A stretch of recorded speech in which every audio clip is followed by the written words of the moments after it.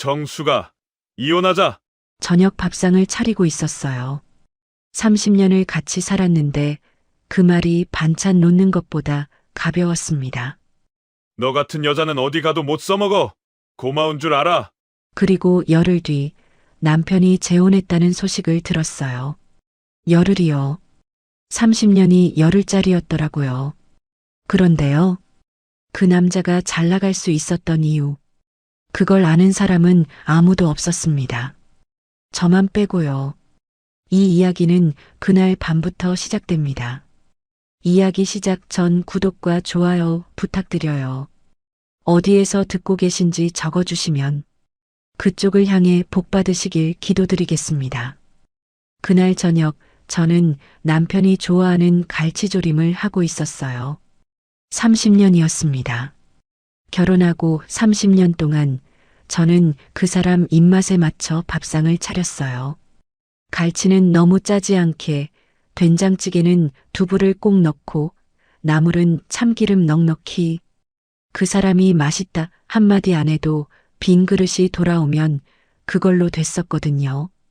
근데 그날은 좀 달랐어요. 남편이 양복을 입고 식탁에 앉더니 숟가락도 안 들고 저를 봤습니다. 정수가, 네, 이혼하자. 젓가락을 들고 있었는데 손가락 끝에서 감각이 사라졌어요. 갈치조림에서 올라오는 김이 제 얼굴 위로 흘렀는데 뜨거운 줄도 몰랐습니다. 뭐라고요? 들었잖아. 이혼하자. 남편은 갈치조림 쪽은 쳐다보지도 않았어요. 마치 오늘 저녁 메뉴를 고르듯 그렇게 가볍게 말했습니다. 저는 그 자리에 서서 아무 말도 못했어요. 30년이라는 시간이 주마등처럼 지나갔습니다. 새벽 5시에 일어나 도시락을 쌌던 아침들, 회사 접대 때 머리 숙여 인사하던 밤들, 시어머니 생신 때 새벽부터 전 부치던 명절들, 아이들 분유값이 없어서 친정에 전화하던 그 겨울, 그 모든 게 이혼하자 석자로 끝나는 거였어요. 이유가 뭔데요? 겨우 그 말을 꺼냈습니다. 남편은 의자를 뒤로 밀며 일어났어요. 그리고 저를 위에서 내려다보며 말했습니다. 너 같은 여자는 어디 가도 못 써먹어. 30년 동안 해준 게 밥밖에 뭐가 있어? 고마운 줄 알아. 목이 메었어요. 뭔가 말하려고 입을 열었는데 소리가 안 나왔습니다. 눈물도 안 나오더라고요. 너무 아프면 눈물도 안 나온다는 게 진짜였어요. 남편은 현관으로 가면서 뒤도 안 돌아봤습니다. 짐 정리해. 이번 주 안으로. 문이 닫혔어요. 갈치조림이 식어가고 있었습니다. 30년 동안 차린 밥상 위에 혼자 남겨졌어요. 저는 한참을 그 자리에 서 있었습니다. 다리에 힘이 풀려서 주저앉았어요. 차가운 부엌 바닥이 등을 타고 올라왔습니다. 그때 전화가 울렸어요. 시어머니였습니다. 정수가 나야. 네, 어머니. 잘된 일이야. 우리 태호한테 새 사람 들어온다. 축하해야지. 전화기 너머로 웃음소리가 들렸어요. 시어머니가 웃고 계셨습니다. 30년 동안 명절마다 전 부치고 제사마다 새벽 3시에 일어나 상 차리고 병원에 모시고 다니고 용돈 챙기고 그 30년이 잘된 일이었더라고요. 네. 축하드려요, 어머니. 그 한마디가 제 입에서 어떻게 나왔는지 모르겠어요. 전화를 끊고 나서야 손이 떨리기 시작했습니다. 짐을 쌌어요. 30년을 살았는데 제 짐은 캐리어 2개뿐이었습니다. 옷 몇 벌, 앨범 1권, 아이들 어릴 때 사진, 화장품 파우치 하나. 이 집에 있는 가구도, 가전도, 그릇도 다 제가 골랐는데 제 이름으로 된 건 하나도 없었어요. 원룸을 구했습니다. 보증금 500에 월세 45만 원. 7평짜리 방이었어요. 캐리어 2개를 내려놓으니까 방이 다 찼습니다. 창문 밖으로 골목이 보이고 형광등 불빛이 하얗게 내려앉았어요. 거기 앉아서 전화를 했습니다. 친정 아버지에게요. 아버지, 수가, 이제 안 해도 돼요. 끝났으니까. 전화기 너머로 아버지가 한참 아무 말씀도 안 하셨어요. 그 침묵이 천근만근이었습니다. 아버지는 알고 계셨거든요.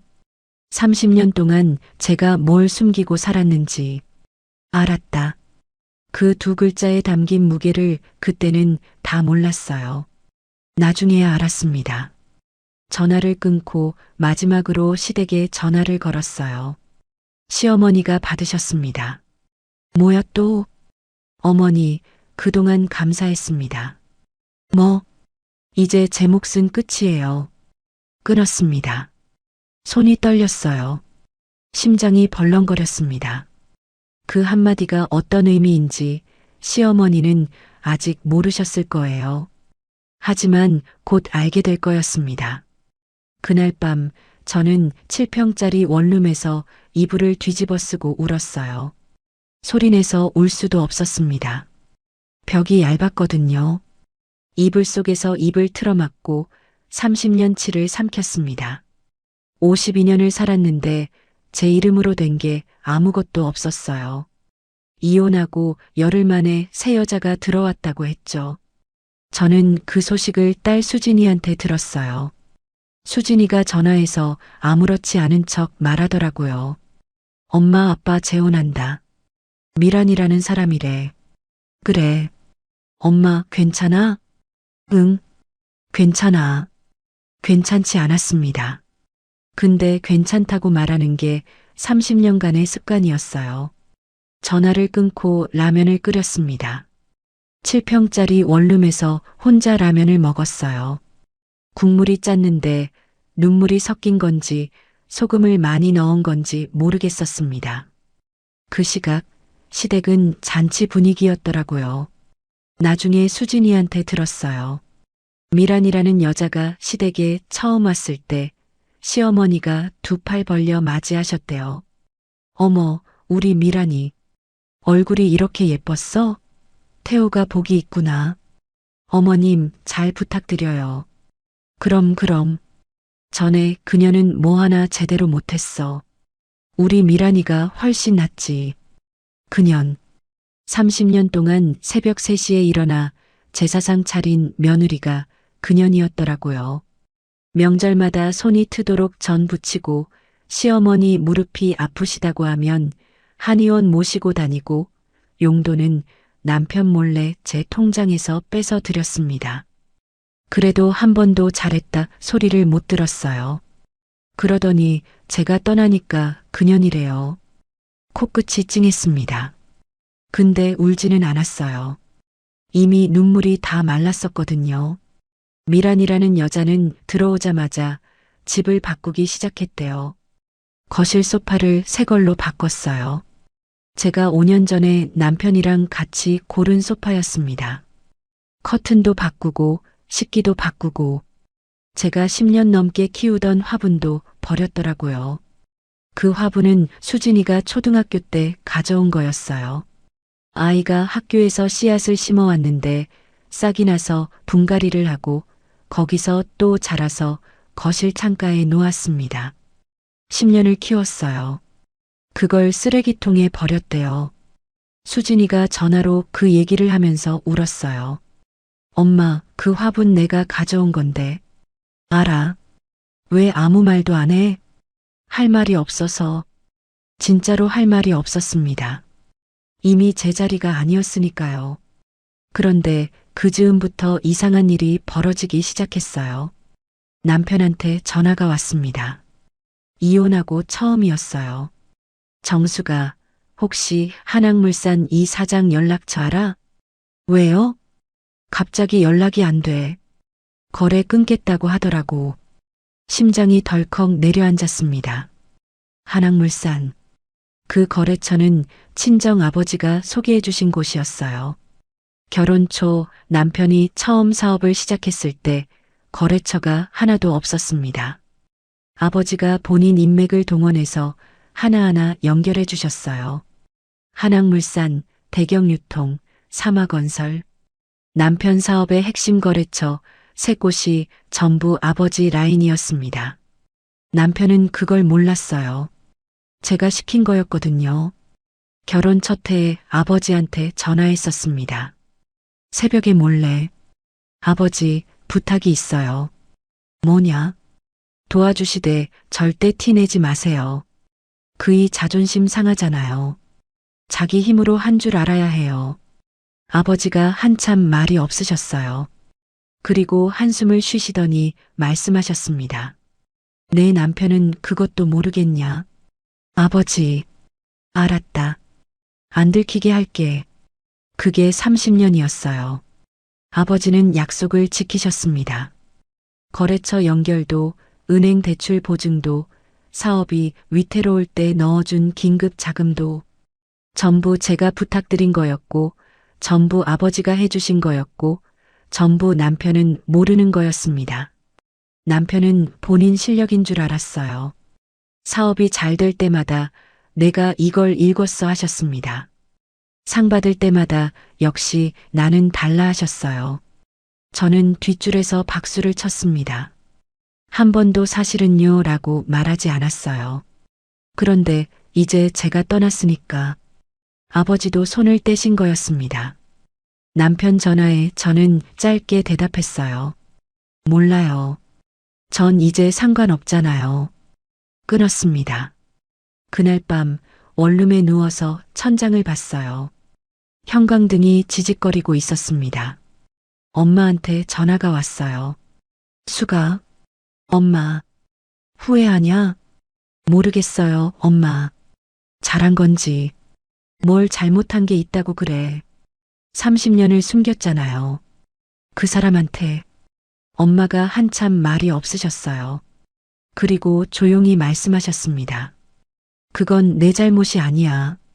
너는 그 사람이 잘 되길 바랐을 뿐이잖니. 전화를 끊고 이불을 뒤집어 썼습니다.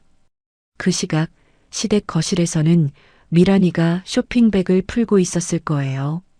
새 옷, 새 구두, 새 핸드백, 남편 카드로. 시어머니는 옆에서 흐뭇하게 보고 계셨겠죠.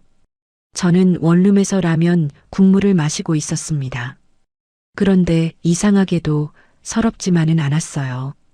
아주 작은, 아주 조그만 감정이 가슴 어딘가에서 올라왔습니다.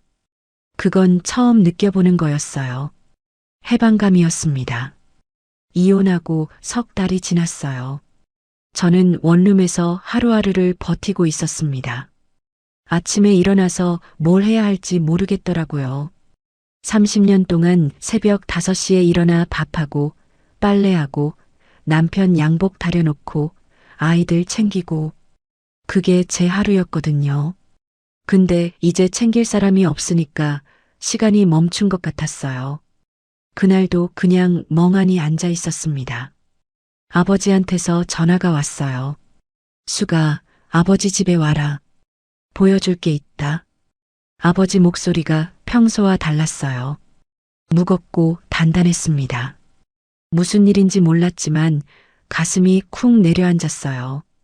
친정집에 도착하니 아버지가 서재에 계셨습니다. 책장 앞에 서서 저를 기다리고 계셨어요. 서재 책상 위에 갈색 가죽 서류 가방이 하나 놓여 있었습니다. 낡았어요. 모서리가 해지고 지퍼 부분이 닳아 있었습니다. 30년은 됐을 가방이었어요. 앉아라. 아버지가 의자를 빼주셨어요. 저는 앉았습니다. 아버지가 서류 가방의 지퍼를 열었어요. 안에서 두꺼운 장부가 나왔습니다. 갈색 표지에 검은 글씨로 기록이라고만 적혀 있었어요. 그리고 그 아래 투명 파일에 담긴 서류 뭉치가 빼곡했습니다. 이게 뭐예요, 아버지? 30년이다. 아버지가 장부를 펼치셨어요. 첫 페이지, 1994년 3월 15일, 사위 창업 자금 5천만 원 지원, 신한은행 이체. 가슴이 철렁했습니다.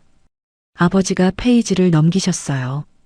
1995년 6월, 한학물산 이사장에게 사위 거래처 연결 부탁, 골프장에서 직접 소개. 1997년 11월, IMF 긴급 자금 3천만 원 투입. 사위 부도 직전. 1998년 2월. 대경유통 박 전무 연결. 납품 계약 성사. 2001년 5월. 사위 공장 확장 시 은행 대출 보증 2억. 2003년 9월. 사마건설 입찰 참여 시 인맥동원. 낙찰. 한 장 한 장 넘길 때마다 손이 떨렸습니다.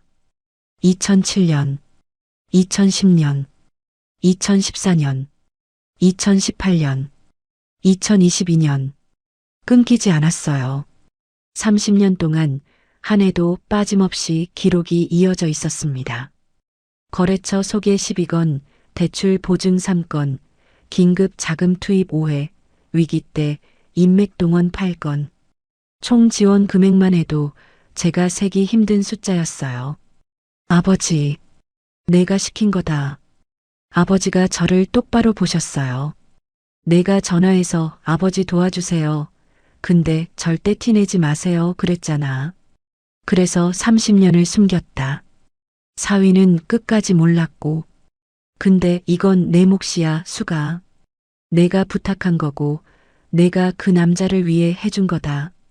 이 장부에 적힌 게 전부 너야. 아버지 목소리가 떨리셨어요. 75년을 사신 아버지가. 전화기 너머로 알았다. 두 글자밖에 안 하시던 아버지가. 눈이 빨개지셨습니다. 저는 장부를 내려다봤어요. 1994년. 그해 저는 22이었습니다. 결혼한 지 1년도 안 됐을 때였어요. 남편이 사업을 하겠다고 했는데 돈이 없었어요. 저는 친정에 전화했습니다. 창피했지만 어쩔 수 없었어요. 남편이 잘 되면 저도 잘 되는 거라고 생각했으니까요. 근데 아버지가 그걸 다 적어두셨더라고요. 날짜별로, 금액별로, 누구한테 부탁했는지까지. 한 줄 한 줄이 아버지의 30년이었어요. 장부 마지막 페이지를 넘겼습니다. 아버지의 메모가 적혀 있었어요. 만년필 글씨로 삐뚤빼뚤하게. 내 딸이 행복하길 바랐을 뿐이다. 그 한 줄을 읽는 순간 참았던 게 다 터졌습니다. 엉엉 울었어요. 소리내서 울었습니다. 30년 동안 한 번도 소리내서 운 적 없었거든요. 시댁에서도, 남편 앞에서도, 아이들 앞에서도 늘 참았어요. 화장실 들어가서 수건 물고 울거나 이불 속에서 입 틀어막고 울었습니다. 근데 그날은 아버지 서재에서, 아버지 앞에서 30년치를 다 쏟아냈어요. 아버지가 제 머리를 쓰다듬어 주셨어요. 75세 아버지의 거칠고 마른 손이 제 머리 위에 올려졌습니다. 22살 때 시집 보내면서 잘 살아라 했던 그 손이었어요. 다 울어라. 아버지가 그렇게 말씀하셨어요. 다 울고 나서 이제 내 인생 살아라. 저는 장부를 안고 울었습니다. 그 안에 적힌 숫자가 돈이 아니었어요. 아버지의 사랑이었습니다. 그리고 제가 30년 동안 그 남자한테 해준 것의 증거였어요. 남편은 이 장부의 존재를 모릅니다. 하지만 이 장부가 없었으면 그 남자의 사업도 없었어요. 서재를 나올 때 아버지가 등 뒤에서 말씀하셨어요. 그놈한테는 보여주지 마라. 내가 가지고 있어. 왜요? 증거는 쓸 데가 있는 법이다. 아버지는 그렇게 말씀하시고 서재 문을 닫으셨어요. 저는 장부를 안고 집으로 돌아왔습니다.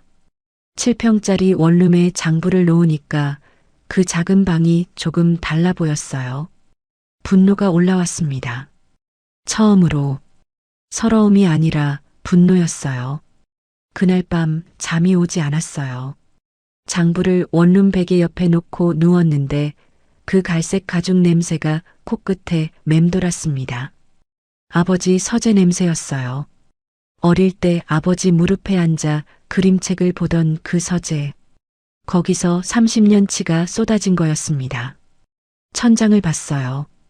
형광등은 꺼져 있었고 창문으로 가로등 불빛이 비스듬히 들어왔습니다. 그 빛이 천장에 길게 금을 그었어요. 저는 그 금을 따라가면서 생각했습니다. 내가 말했으면 달랐을까? 30년 전, 그때 아버지한테 티 내지 마세요라고 안 했으면, 남편이 처음 사업 성공했을 때 사실은요, 우리 아버지가 도와주신 거예요라고 말했으면, 그랬으면 그 사람이 저를 그렇게 무시했을까요? 아니, 더 무서운 건 다른 거였어요. 내가 숨긴 게 그 사람을 망친 건 아닐까? 자기 실력인 줄 알았으니까요. 아무도 안 도와줘도 잘 될 수 있다고 믿었으니까요. 그 착각이 그 사람을 오만하게 만든 건 아닐까? 남 무시하고 아내 깔보고 내가 다 했다는 그 자만심이 전부 제가 심어준 건 아닐까? 그렇게 생각하니까 가슴이 답답해졌어요. 숨이 안 쉬어졌습니다. 이불을 걷어차고 일어나 앉았어요. 새벽 3시였습니다. 물을 마시려고 싱크대 앞에 섰는데 거울에 제 얼굴이 비쳤어요. 형편없었습니다. 눈은 부어 있고 볼은 꺼져 있고 52년을 살았는데 이 꼴이었어요. 그때 남편의 목소리가 귓가에 맴돌았습니다. 너 같은 여자는 어디 가도 못 써먹어. 맞는 건지도 모른다고 생각했어요. 30년을 남편 뒤에서 살았으니까. 제 이름으로 한 게 뭐가 있어요. 사업자 등록증도 없고 직장 경력도 없고 자격증도 없고 줄곧 태호 씨 아내 준혁이 엄마 정 회장 딸이었지. 한정 숙인 적은 한 번도 없었어요.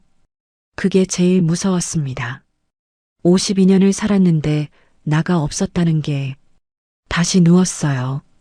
장부를 안고 누웠습니다. 아버지의 마지막 메모가 떠올랐어요. 내 딸이 행복하길 바랐을 뿐이다. 근데 아버지, 저는 행복했을까요?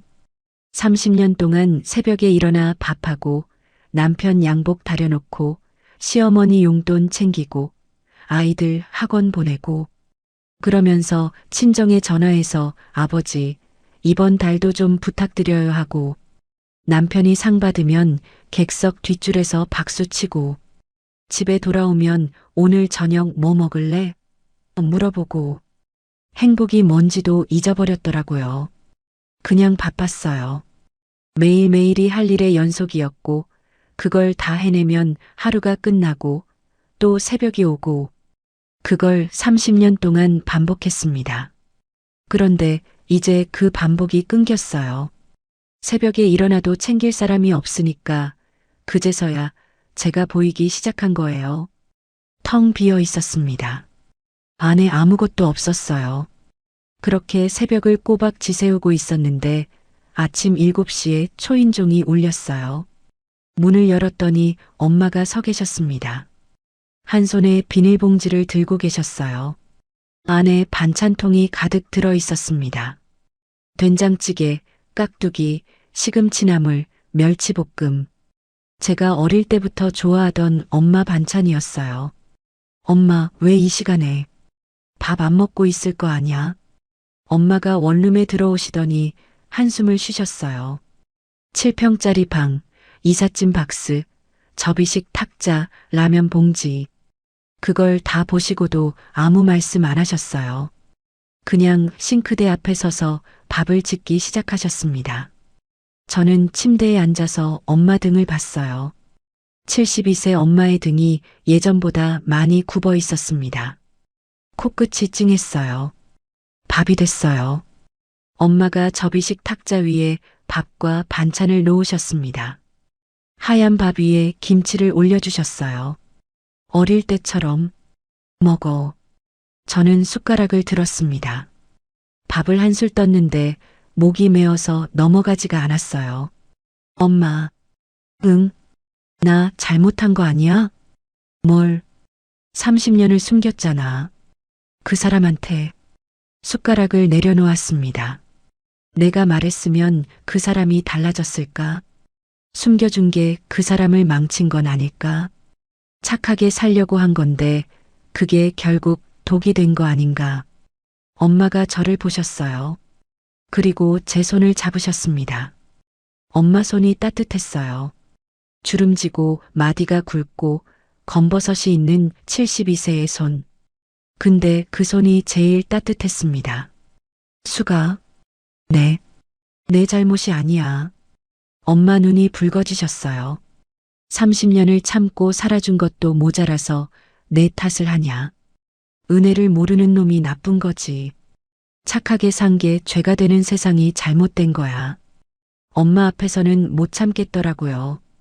눈물이 쏟아졌습니다. 엄마가 제 머리를 끌어안으셨어요. 엄마 품에서 울었습니다. 냄새가 났어요. 된장찌개 냄새, 빨래 비누 냄새, 어릴 때 엄마 냄새. 그 냄새 속에서 30년이 녹아내렸습니다. 한참을 울고 나니까 아침 햇빛이 창문으로 들어오고 있었어요. 엄마가 가시고 나서 저는 세수를 했습니다. 거울 앞에 섰어요. 아까 새벽에 본 그 얼굴이 아직 거기 있었습니다. 부은 눈, 꺼진 볼. 근데 한 가지가 달랐어요. 눈빛이 달라져 있었습니다. 창문을 활짝 열었어요. 찬바람이 들어왔습니다. 깊이 숨을 들이마셨어요. 오랫동안 이렇게 깊이 숨을 쉰 적이 없었습니다. 이제 나를 위해 살자. 소리내서 말했어요. 생전 처음으로. 창문을 연 그 아침부터 뭔가가 달라졌어요. 아버지한테 전화를 했습니다.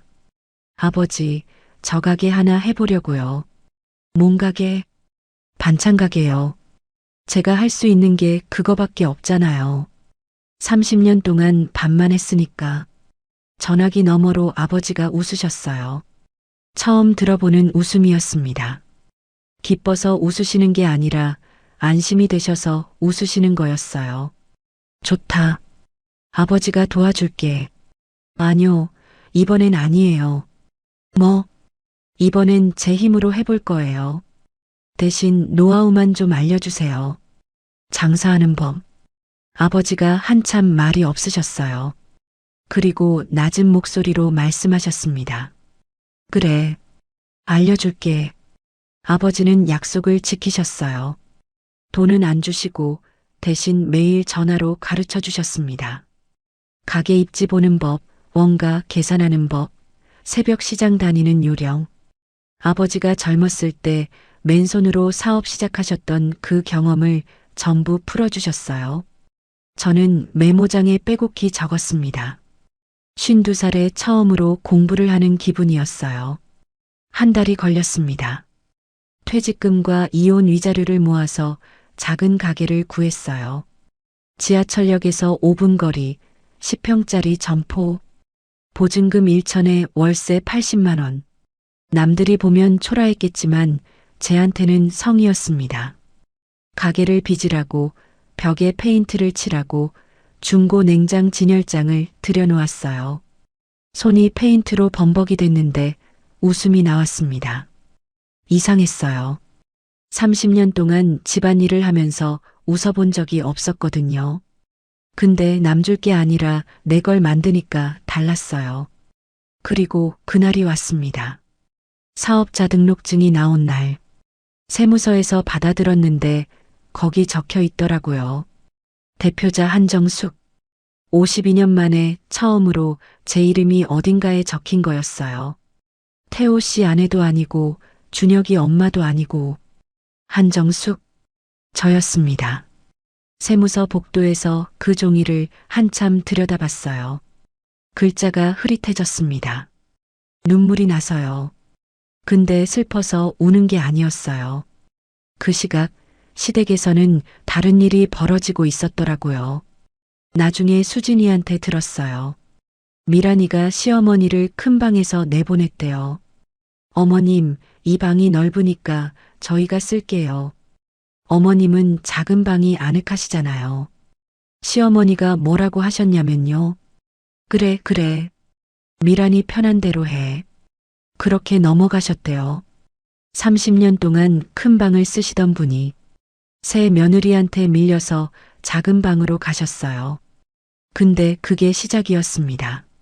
미란이가 시어머니 밥을 따로 차렸대요. 자기랑 태호는 거실에서 먹고 시어머니는 작은 방에서 혼자 드시게 했대요. 어머님은 조용히 드시는 게 편하시잖아요. 라면서 수진이가 전화로 그 얘기를 하면서 말했어요. 엄마, 할머니가 좀 불쌍해. 저는 아무 말도 안 했어요. 할 말이 없었거든요. 30년 동안 저한테 그년 소리 하시던 분이니까요. 근데 이상하게 통쾌하지는 않았습니다. 그냥 씁쓸했어요. 시댁일은 접어두고 저는 가게 준비에 집중했습니다. 새벽 4시에 일어나 시장에 갔어요. 30년 동안 새벽에 일어나는 건 익숙했습니다. 근데 예전엔 남편 도시락 싸려고 일어났고 이제는 제 가게를 위해 일어났어요. 같은 새벽인데 느낌이 완전히 달랐습니다. 발걸음이 가벼웠어요. 무, 배추, 고등어, 돼지고기. 장을 봐서 가게로 돌아와 반찬을 만들었습니다. 된장찌개, 깍두기, 시금치나물, 멸치볶음, 잡채, 제육볶음. 30년 동안 했던 거였어요. 근데 이상하게 맛이 달랐습니다. 예전엔 의무감으로 했고 이제는 자존심을 걸고 했거든요. 그리고 가게 간판을 달았어요. 정숙이네 반찬. 간판업자 아저씨가 사다리 위에서 간판을 붙이는 걸 아래에서 올려다 봤습니다. 제 이름이 거기 걸리는 거였어요. 떨렸습니다. 손이 떨리고 다리가 떨리고 입술이 떨렸어요. 근데 그 떨림이 두려움이 아니었어요. 설렘이었습니다. 개업 첫날 아침 8시에 문을 열었어요. 1시간 동안 아무도 안 왔습니다. 진열장 안에 반찬이 가지런히 놓여 있었고 저는 카운터 뒤에 서서 문만 바라봤어요. 불안했습니다. 이게 되는 건가? 52살에 시작한 게 무모한 건 아닌가? 그때 문이 열렸어요. 첫 손님이었습니다. 동네 할머니 한 분이 들어오셨어요. 여기 새로 생겼네? 깍두기 맛 좀 보자. 저는 시식 접시에 깍두기를 담아드렸어요. 할머니가 한 점 드시더니 눈을 크게 뜨셨습니다. 어머, 이거 맛있네. 이거 누가 만든 거야? 제가 만들었어요. 손맛이 좋다. 깍두기 2팩하고 시금치나물 하나 줘. 카운터에서 계산을 했어요. 15,000원이었습니다. 15,000원. 그게 제 인생에서 처음으로 제 힘으로 번 돈이었습니다. 할머니가 나가시고 저는 카운터에 앉았어요. 15,000원짜리 영수증을 들여다봤습니다. 손이 떨렸어요. 눈앞이 흐려졌습니다. 52년 만에 처음이었어요. 제 이름으로, 제 손으로, 제 힘으로 번 돈. 가게 안에서 혼자 울었습니다. 아무도 없었어요. 진열장 불빛만 켜져 있었고 반찬 냄새가 가게 안에 가득했어요. 그 안에서 영수증 한 장 들고 엉엉 울었습니다. 그날 하루 매출이 87,000원이었어요. 대단한 금액이 아니었습니다. 근데 그 87,000원이 제가 30년 동안 받지 못한 것보다 더 크게 느껴졌어요. 인정이었거든요. 내가 만든 걸 누군가 골라서 돈을 내고 가져간 거잖아요. 맛있네 한마디를 해준 거잖아요. 남편한테 30년 동안 단 한 번도 못 들은 말을 동네 할머니한테 첫날에 들은 거였습니다. 가게 불을 끄고 원룸으로 돌아오면서 아버지한테 전화를 했어요. 아버지, 오늘 첫 매출 87,000원이요. 잘했다.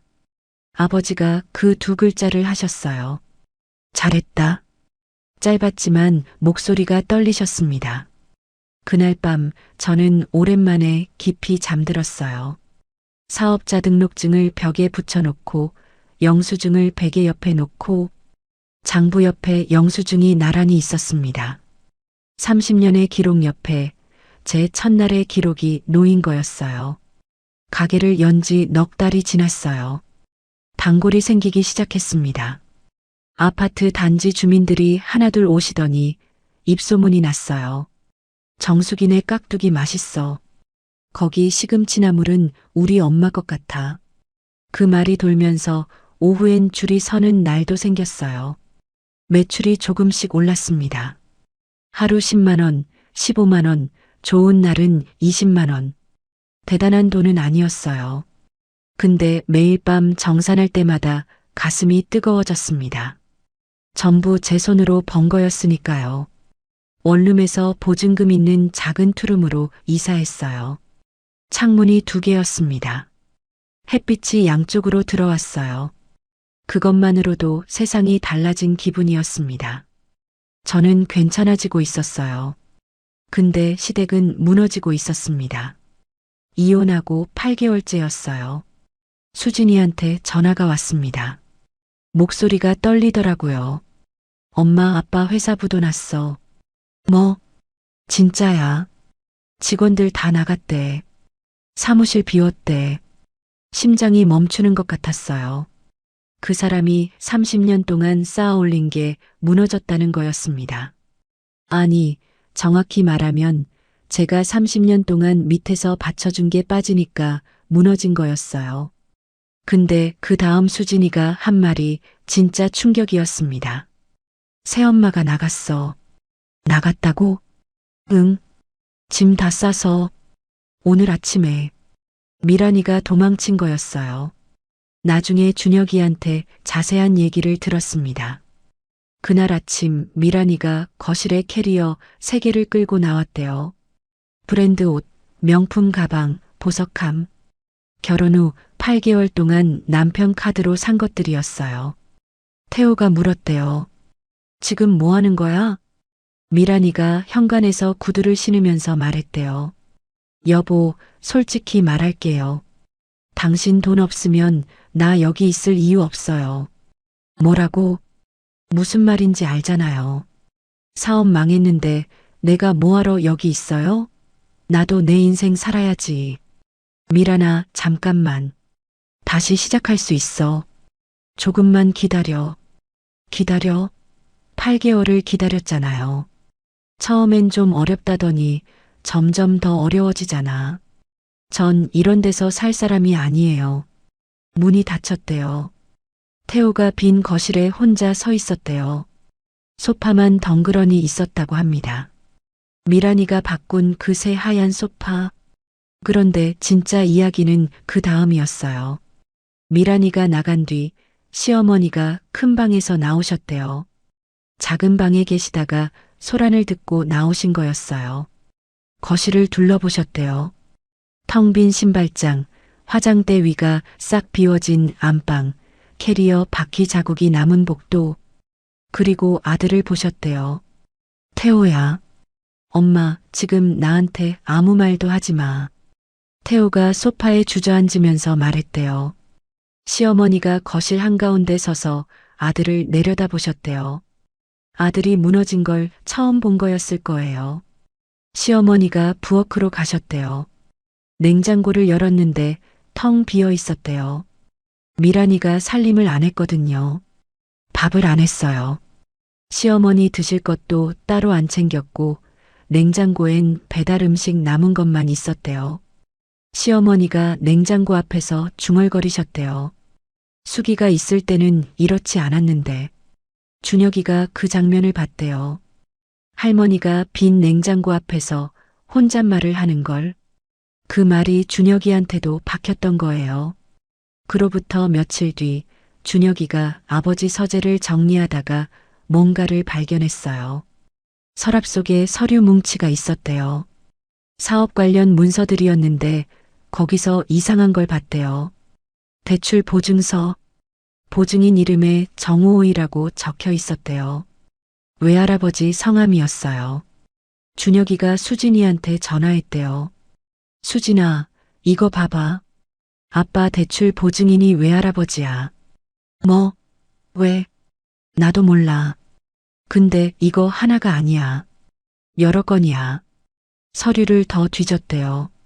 거래처 속에서 납품 계약서, 입찰 참여 서류, 곳곳에 외할아버지의 이름이나 외할아버지와 연결된 사람들의 이름이 적혀 있었대요. 준혁이가 저한테 전화를 했어요. 엄마. 응, 준혁아. 엄마 아빠 사업에 외할아버지가 관여하셨어? 심장이 멈추는 것 같았어요. 뭔 소리야? 서류에 외할아버지 이름이 있어. 대출 보증이랑 거래처 소개서에. 이게 뭐야, 엄마? 저는 한참을 아무 말도 못했어요. 전화기를 쥔 손이 떨렸습니다. 30년 동안 숨긴 게 들킬 뻔한 순간이었어요. 엄마, 준혁아, 나중에 얘기하자. 엄마, 대답해. 외할아버지가 아빠 사업 도와주신 거야? 지금은 말 못해. 전화를 끊었어요.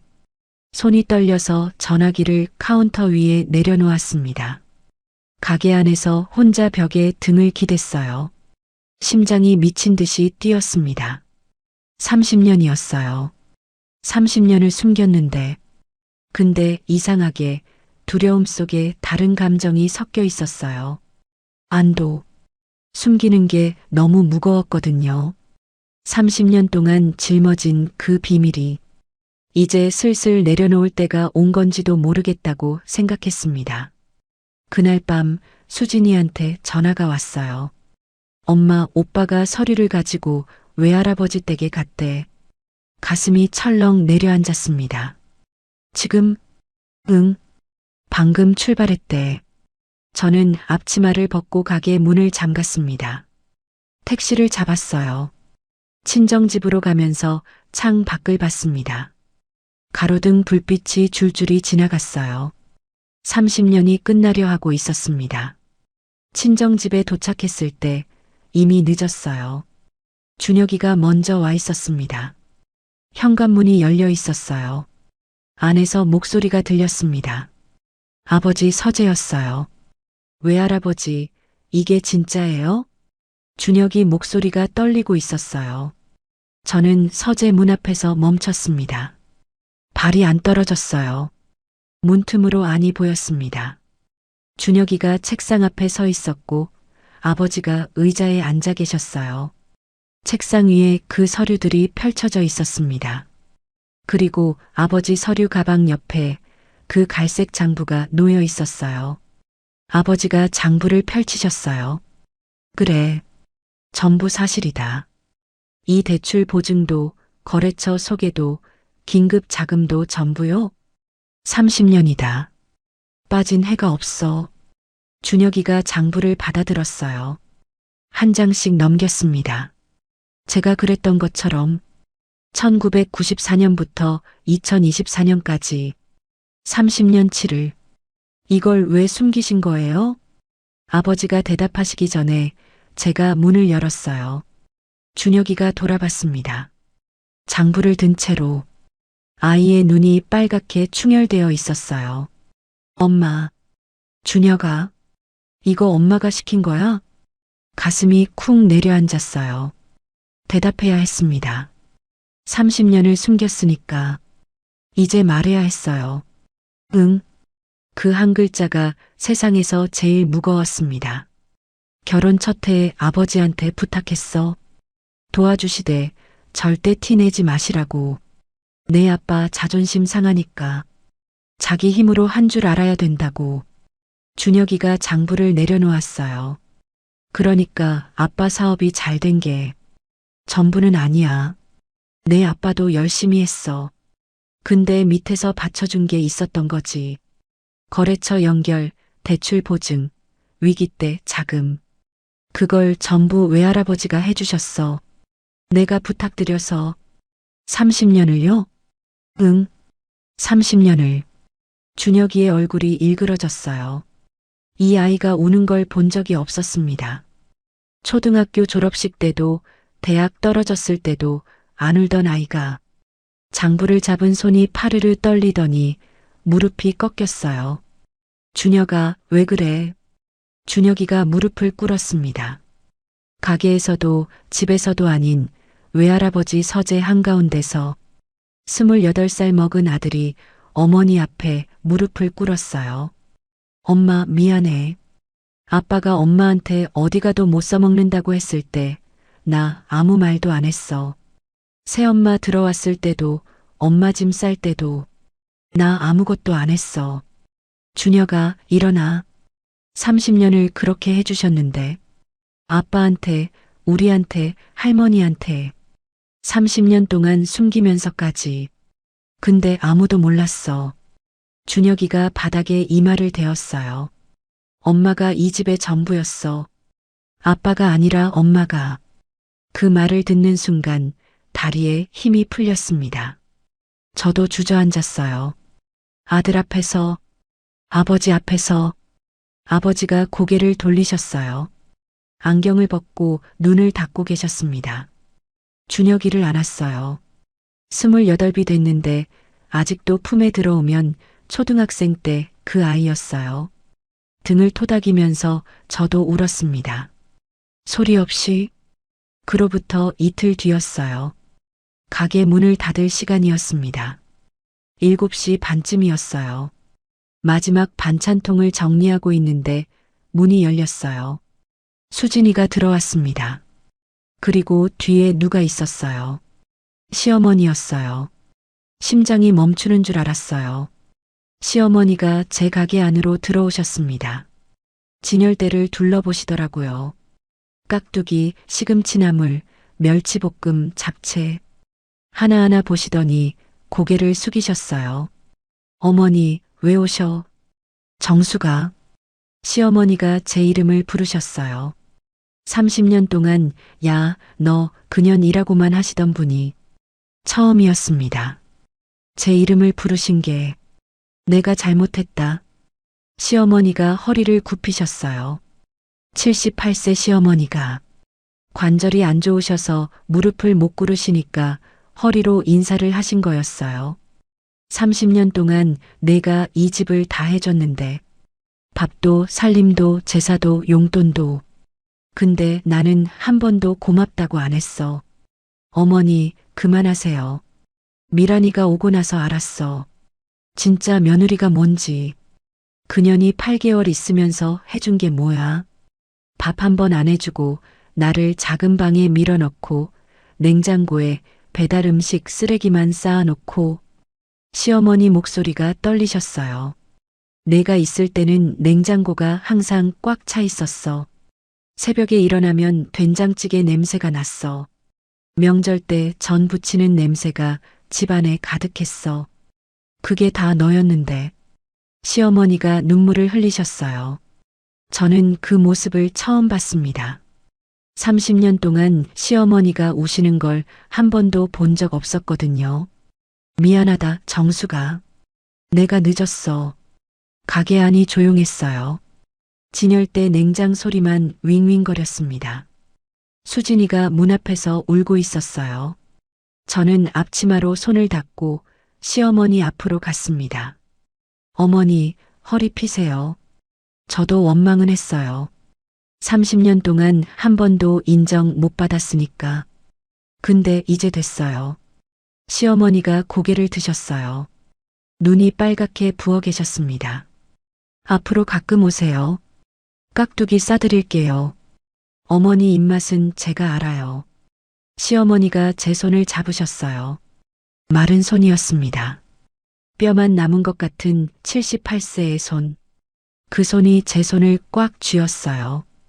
일주일 뒤 가게 문 닫을 때 또 누가 왔어요. 태호였습니다. 양복이 아니었어요. 낡은 점퍼에 운동화. 얼굴이 말이 아니었습니다. 볼이 꺼지고 눈밑이 거먹고 8개월 만에 10년은 늙어 보였어요. 저를 보더니 한참을 말을 못하다가 겨우 입을 열었습니다. 정수가, 다시 시작하자. 가슴이 먹먹했어요. 30년을 같이 산 사람이었으니까요. 이 사람이 무너진 걸 보니까 아프긴 아팠어요. 근데 아까 시어머니를 안아드렸을 때와는 달랐습니다. 슬프지 않았어요. 나 아무것도 안 남았어. 사업도 미란이도 집도 다 없어졌어. 너밖에 없어. 내가 없으면 나 아무것도 못해. 그 말을 듣는데 30년 전 아버지한테 새벽에 전화하던 그 순간이 떠올랐어요. 아버지, 도와주시되 절대 티 내지 마세요. 자기 힘으로 한 줄 알아야 해요. 30년 전 저는 이 사람이 무너질까봐 숨겨줬어요. 이 사람의 자존심이 다칠까봐, 이 사람이 상처받을까봐.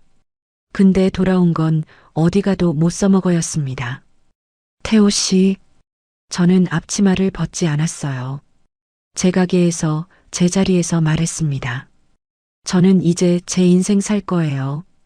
정수가 30년 동안 숨겨준 건 후회 안 해요. 그때는 그게 사랑이라고 생각했으니까. 근데 이제는 숨지 않을 거예요. 제 이름으로 살 거예요. 태호의 눈에 눈물이 고이더라고요. 저는 그 눈물을 봤습니다. 30년 동안 한 번도 안 우시던 사람이. 근데 이번에는 제가 흔들리지 않았어요. 여기 있는 거 전부 제가 만든 거예요. 저 혼자서요. 아무도 안 도와줬어요. 아버지한테 돈도 안 빌렸어요. 처음으로 제 힘으로 세운 거예요. 태호가 진열대를 둘러봤어요. 깍두기, 시금치나물, 멸치볶음, 고등어 조림. 30년 동안 제가 밥상에 올렸던 그 반찬들이었습니다. 같은 반찬인데 이제는 제 이름이 붙어 있었어요. 잘 사세요, 태호 씨. 그 말이 제 입에서 나왔을 때 30년이 끝났습니다. 태호가 가게를 나갔어요. 유리문이 닫혔습니다. 등이 보였어요. 8개월 전에 이혼하자 하고 현관을 나갔던 그 등이 이번에는 제가 보내는 거였습니다. 문이 닫히고 가게에 혼자 남았어요. 진열대 위에 정수기네 반찬 간판 불이 켜져 있었습니다. 저는 앞치마 끈을 다시 묶었어요. 내일도 새벽 4시에 일어나야 하거든요. 시장에 가야 합니다. 제 가게니까요. 3년이 지났어요. 새벽 4시 알람 소리에 눈을 떴습니다. 이제는 알람 없이도 눈이 떠지지만 그래도 맞춰놓는 게 습관이 됐어요. 52살에 시작한 습관이 55살이 된 지금까지 이어지고 있습니다.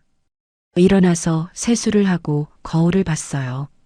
주름이 늘었더라고요. 눈가에, 이마에, 입 옆에. 근데 3년 전 원룸에서 새벽에 봤던 그 얼굴이 아니었어요. 그때는 텅 비어 있었거든요. 지금은 달라요. 뭐가 달라졌냐면 눈이 달라졌어요. 살아있는 눈이었습니다. 가게에 출근했어요. 근데 이제 8평짜리 가게가 아니에요. 정수기네 반찬이 3개가 됐거든요. 첫 번째 가게가 입소문을 타면서 1년 만에 매출이 3배로 뛰었어요. 단골들이 우리 동네에도 해주세요 하셔서 2번째 가게를 냈습니다. 그리고 올 초에 3번째. 직원이 7명이에요. 전부 제가 교육한 아주머니들입니다. 아버지가 그러셨어요. 프랜차이즈 해볼 생각 없냐? 아직은요. 제가 직접 맛을 볼 수 있는 만큼만 하려고요. 아버지가 웃으셨어요. 예전에 알았다 2글자밖에 안 하시던 아버지가 요즘은 웃으시는 일이 잦아지셨어요. 가게에 도착하니까 준혁이가 먼저 와 있었어요. 이 아이가 3년 전부터 가게를 도와주고 있습니다. 처음엔 배달을 해줬어요. 회사 다니면서 퇴근 후에 배달을. 제가 안 해도 된다 했는데 안 듣더라고요. 엄마, 나 30년 빚진 거 갚으려면 배달 정도는 해야지. 그러더니 아예 회사를 그만두고 가게 경영을 맡겠다고 했어요. 저는 반대했습니다. 대기업 다니는 아들이 반찬 가게를 한다고 하니까. 근데 준혁이가 그러더라고요. 엄마가 세운 거 내가 키울게. 이번엔 내가 엄마를 도울 차례야. 그 말에 울었어요. 또 울었습니다. 55살이 됐는데도 눈물이 안 마르더라고요. 지금 준혁이는 2호점, 3호점 관리를 맡고 있어요. 원가 계산이랑 물류를 담당합니다. 아버지한테 배운 장사 노하우를 준혁이한테 제가 다시 가르쳐 줬어요. 손자한테 직접 가르치시겠다고 아버지가 또 나서셨지만요. 수진이는 SNS를 담당하고 있어요. 정수기네 반찬 인스타그램 계정을 만들었는데 팔로워가 2만 명이 넘었대요. 수진이가 제 반찬 사진을 예쁘게 찍어서 올리거든요. 댓글에 우리 엄마 반찬 같아요. 택배 되나요? 이런 게 달려요. 제가 만든 반찬 사진 밑에 사람들이 맛있겠다. 어머님 손맛 최고 이러는 거예요. 30년 동안 밥상 차려도 맛있다 한마디 못 들었는데 모르는 사람 2만 명이 해주더라고요. 일요일 오후 가게 문을 닫고 친정에 갔어요. 아버지랑 산책을 했습니다. 아파트 단지 뒤쪽에 작은 공원이 있어요. 벚꽃이 피어 있었습니다. 아버지가 지팡이를 짚고 천천히 걸으셨어요. 78세가 되셨거든요. 3년 전보다 걸음이 느려지셨어요. 저는 아버지 보폭에 맞춰 걸었습니다. 수가, 네, 아버지. 장부 아직 가지고 있냐? 네. 안 버렸어요. 안 버려도 된다. 근데 이제 새 장부를 쓰거라. 아버지가 벚꽃을 올려다보시며 말씀하셨어요. 이번엔 내 이름으로. 그 말에 코끝이 찡했어요. 아버지 팔을 잡았습니다. 마른 팔이었어요.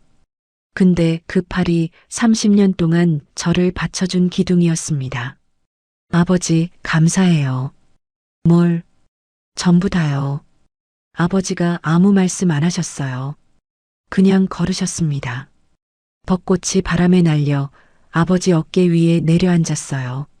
저는 그걸 살며시 털어드렸습니다. 시어머니는 가끔 가게에 오세요. 한 달에 한두 번 수진이가 모시고 오십니다. 문을 열고 들어오시면 제가 인사를 해요. 어머니, 오셨어요? 응. 깍두기 좀 줘. 그게 다예요. 많은 말은 안 하세요. 근데 3년 전에 그년이라 하시던 분이 지금은 제 가게에 와서 깍두기 좀 좋아하시는 거잖아요. 그게 시어머니의 사과 방식이었어요. 매달 와서 반찬을 사가시는 게 한 번은 깍두기를 싸드리는데 시어머니가 제 손을 잡으시더라고요. 이 맛이야. 네. 이게 그 맛이야. 내가 30년 동안 먹었던. 아무렇지 않게 말씀하시고 나가셨어요. 저는 카운터 뒤에서 눈물을 닦았습니다. 그게 30년 만에 처음 들은 인정이었어요. 태호 소식은 가끔 들려요. 작은 식자재 가게를 한다고 하더라고요. 혼자서. 미란이는 이혼하고 완전히 연락이 끊겼대요. 어디로 갔는지 아무도 모른대요. 한 번은 수진이가 말해줬어요. 엄마 아빠가 우리 가게 앞을 지나가더라. 그래. 간판 보고 한참 서 있었대. 그리고 그냥 돌아섰대. 가슴이 아프냐고요. 솔직히 말하면 조금은 아팠어요. 30년을 같이 산 사람이니까요. 근데 돌아가고 싶진 않았습니다. 저는 이제 제 자리가 있으니까요.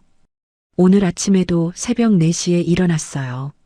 시장에서 장을 보고 가게에서 반찬을 만들고 단골들한테 인사하고 준혁이랑 매출 정리하고 수진이가 보내준 인스타 사진 확인하고 바쁜 하루였습니다.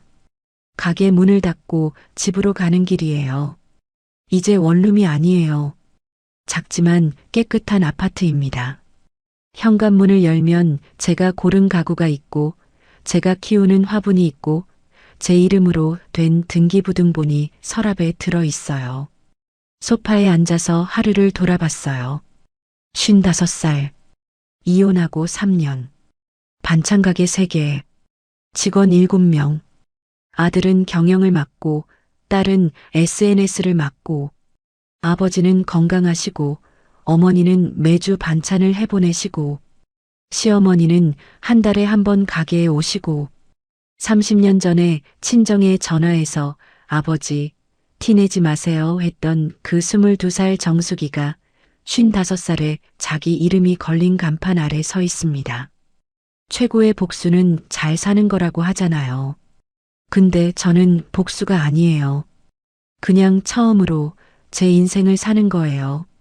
사업자 등록증에 적힌 이름, 간판에 걸린 이름, 영수증에 찍힌 이름. 전부 한정숙이에요. 52년 만에 찾은 제 이름이에요. 늦었다고요? 아니요. 늦지 않았어요. 내 이름으로 선자리가 있으면 그때가 바로 시작이에요.